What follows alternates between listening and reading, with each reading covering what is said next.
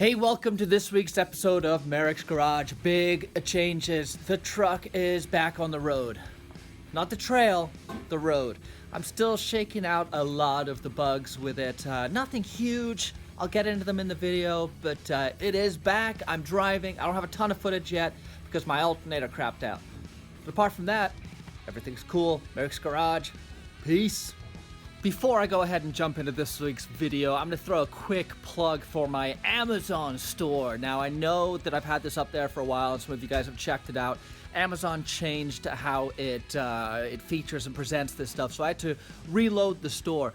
But the store is pretty cool. Pretty much every product that I use, I'm able to get from Amazon, and usually for a really good price. So I've just been keeping a log of everything that I've purchased, small parts, tools, you name it, it's all up there. I'm going to link it down below. It's always going to be in the show notes. Go check it out. I do get a little bit of a kickback when you guys purchase something there, and that all just goes back into the store. So check it out. It would do me a solid, and I would appreciate it. Thanks, guys.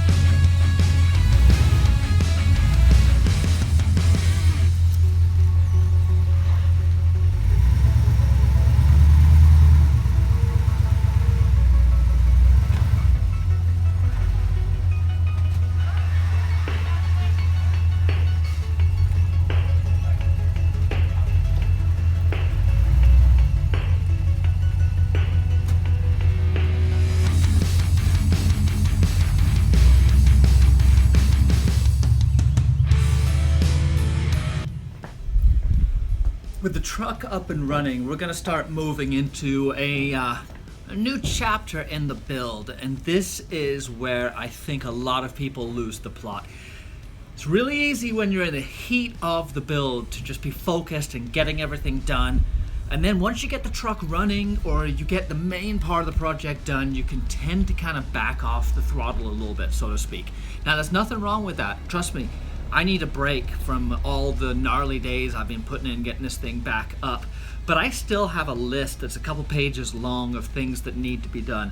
Nothing significant, little things like make sure that this bolt's tight, clean the dirt off of that, run the power to the fog lights, stuff like that. But it's important to maintain discipline with getting this stuff down. And I know this is trite, but build a list and just check things off that list. It's so cathartic to get something off the list, because then you feel accomplished and you feel like you're moving the ball forward. So I'll show you guys my list right now. We'll go through it briefly, and I'll show you what I still got to tackle on this thing. And here is my working list. As you can see, it's nothing that crazy. Hooking up my radiator overflow should not take that long. Putting hose clamps on the heater core lines off the water pump shouldn't take that long. Some of the stuff is a little bit more complicated. Figuring out my turn signals. I've got to buy turn signals. I got to wire them up. I got to install them. I got to place them. Same thing for the wipers. I haven't had all that stuff in a while either. But as you can see, it's not a huge list. I guess it's not a couple pages, but this was just something I came up with quickly. This is the same book that I was using to keep notes in when I was building everything the first time several years ago. I mean, I look at it and go, LMC floor. I had an entire floor to install. And then we went over here and I had to get all the prices and part numbers for all my gauges, and I just kept a running list of everything. And that's honestly how I found it easiest to work, is having lists, having something to check off, and just making steady progress. If you're not making progress, you're going to get demoralized. And if you get demoralized, you're not going to finish. And if you're not going to finish, then why did you even start? So don't get demoralized. Don't be that guy. Get that square back on the road. Electrical, here it is. So you guys can see the hard work that I've been putting in, trying to get everything dialed down. Needless to say, hindsight being 2020, I kind of wish I had put in a bus bar so I could avoid this drama right here. Look at this. I've got a a big old rat's nest coming to my positive cable, but that's okay. I've also got a little happy with the heat shrink and the label maker. But hey, more clarity, the better. You can see I am charging right now just because I've been driving around on my batteries. I'm going to get into my hell roaring isolator in a little bit later in the video, but you'll see that that green light indicates that I am charging both batteries right now. If that green light is on if that green light is on without this being hooked up, that means that I am drawing amperage from both batteries. It's a really cool unit.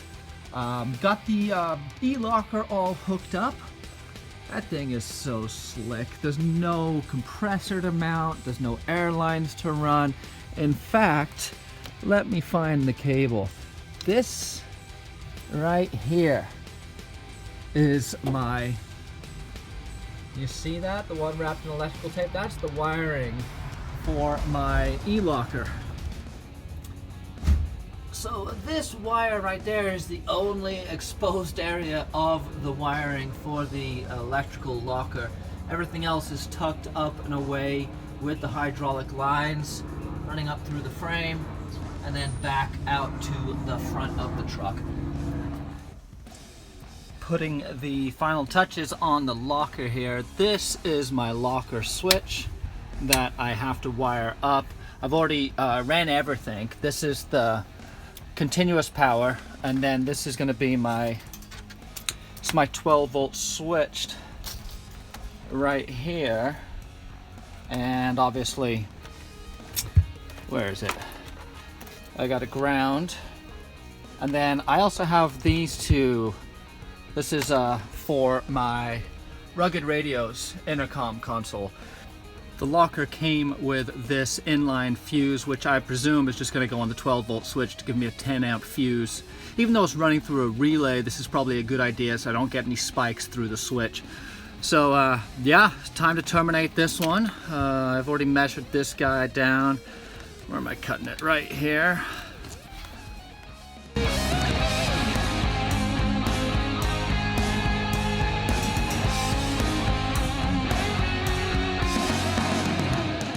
Just finished hooking up all the wires here, so I'll hit there we go. That's accessory switch 1, interior, and if you listen, I'll be quiet when I turn this on, you should be able to hear a audible click.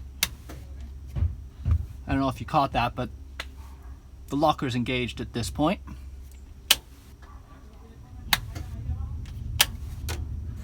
Then I've got my light bar. I got my rear rock lights, backup camera, interior, locker, and these will be my cruise control, but I'm gonna probably relocate those. And then the only other thing I just hooked up is my intercom.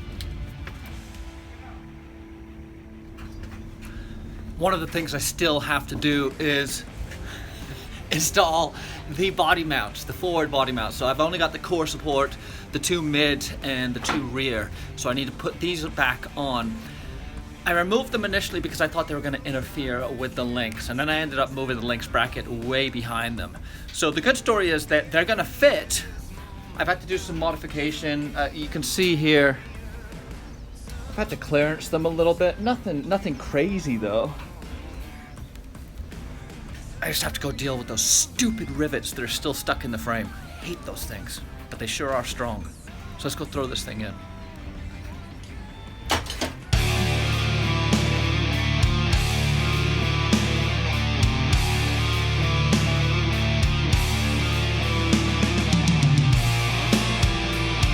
So it's actually pretty amazing when something goes easy. Well, not that this has been easy, but as you can see, my factory body mount fit. I just had to knock out those old rivets, throw some bolts in, and bolt it all up. Now it's not tight yet, so you can see that, yeah, I don't think I'm gonna have any interference issues. I can't see the links moving up that high, but regardless, let's fasten this guy down.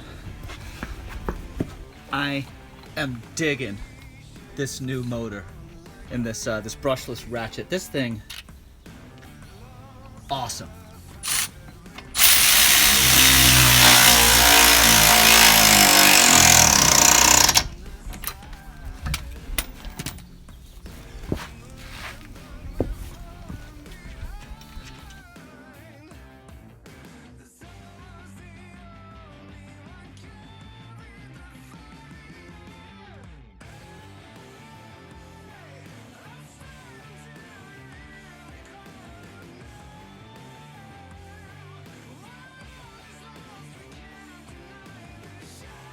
The other thing I want to show you guys is the brakes. I'm going to be doing more in depth on that, but a lot of you have asked about this. And yes, stock brake booster, 1-ton master, bent up my own hard line, and putting in a new proportioning valve meant for 1-ton conversions that have disc brakes front and rear.